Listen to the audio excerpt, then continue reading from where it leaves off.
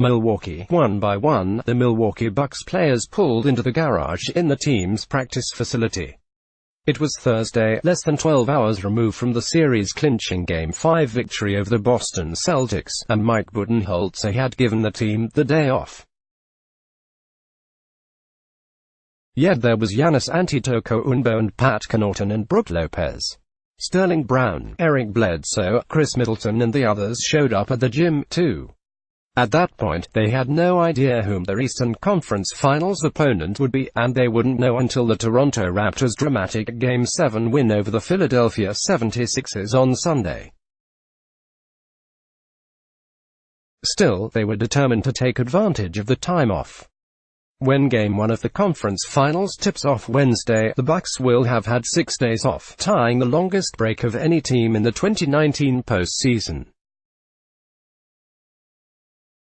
Players and coaches spent the week doing a precarious standguard, relaxed enough to be fresh for the next series, but don't become too comfortable and risk losing the competitive edge. The Bucks understand the pitfalls of trying to snap back to game speed after an extended break. After sweeping the Detroit Pistons in the first round, Milwaukee enjoyed 5 days of leisure. Then, in Game 1 against the Celtics, who were coming off a 6-day break, Milwaukee suffered an embarrassing 22-point loss at home. The Bucks won the next 4 to eliminate the Celtics, but losing Game 1 at home could be a dangerous position against Toronto. Against Boston, you can go down 1-0 and still be fine, Antetokounmpo said Tuesday. But against Toronto it's hard to be in that spot when you lose the first game at your home. Many players described that first game against Boston as a punch in the mouth. George Hill preferred to describe it as soiling the bed. Hill couldn't help but get cheeky when asked how the Bucks will avoid that against the Raptors. Can a team get too much rest? The Bucks will tip off Game 1 of the Eastern Conference Finals after having 6 days off. History suggests that's not a bad thing, according to ESPN stats. Teams with at least 6 days off between series, a 32-18.640 in Game 1 of the following series over the past 20 postseasons, have won Game 1 of the following series 8 of the past 10 times. A 31-19.620 in the following series over the past 20 postseasons. Have lost 3 of the past 4 such series after winning 6 straight. First, we will wear a diaper, Hill said, cracking a smile. But seriously, I think that first game against Boston woke us up. We are staying active. We aren't just sitting here waiting. Last time, we took advantage of the rest, but this time we're being smart to not overrest. In the days before the Bucks' first Eastern Conference Finals appearance since 2001, there was film to be watched, naps to be taken, and extra workouts to fit in. The Bucks held 3 practices between the end of the Boston series and the beginning of the conference finals. They had 1 day of individual workouts, during which players spent time doing drills with assistant coaches.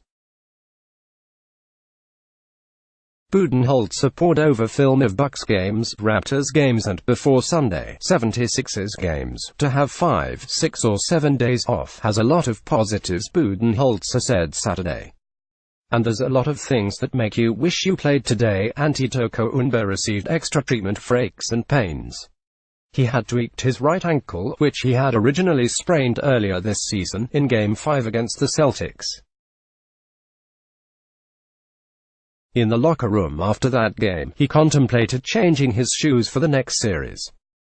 Antetokounmpo said Tuesday that after a few days of rest, his ankle is no longer bothering him. 2019 NBA playoffs. Find everything you need to know about the playoffs here. Schedules, matchups and more. Experts' picks for conference finals for the Warriors. What's old is new again. Blazers left seeking Curry solution. The ways Giannis. Kawhi define East Finals. Bucks try to avoid another G1 letdown. What's next for eliminated teams? The downtime allowed players to mix in a little bit of relaxation, too. Nikola Mirotic, Hill and Bledsoe planned to spend time with their young children. Hill was hoping to fit in a hunting trip. Connaughton hosted family from out of town. The team was given Mother's Day off while the Raptors needed the first Game 7 buzzer beater in NBA history to advance. The coaching staff watched together as Kawhi Leonard hit the historic shot. Malcolm Brogdon, Tim Frazier and Bonzi Colson watched from a bar across the street from Fiserv Forum as the ball bounced on the rim 4 times before easing through the net. Bledsoe, who took his wife out to dinner for Mother's Day, was watching on his phone but missed the ending. "Man, my phone died," Bledsoe said. "Sir, I didn't see Leonard's shot. My wife had to give me her phone." Once the matchup was set, the final 2.5 days dragged. On Monday, the Bucks held a longer than usual practice and film session. That night, Middleton, Antetokounmpo, Hill and Bledsoe returned to the gym. "Nobody talked," Antetokounmpo said. "Everybody showed up because everybody knows how, I'm not gonna say high stakes, but how important it is to set the tone in Game 1. And that's really good. That's what a special team, that's what a great team does."